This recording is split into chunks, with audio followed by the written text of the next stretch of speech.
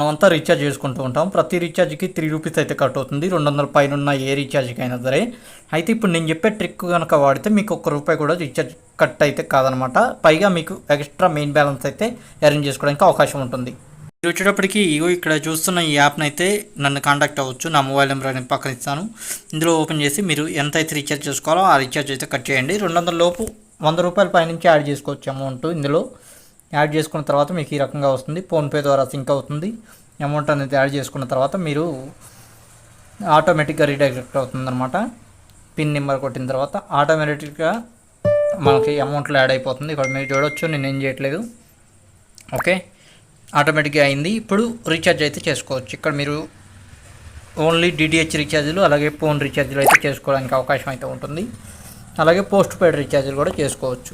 Instant Telugu customer support ఉంది. ఏ language అయితే మీరు వాడతారో ఆ లాంగ్వేజ్ కస్టమర్ సపోర్ట్ అయితే ఉందన్నమాట.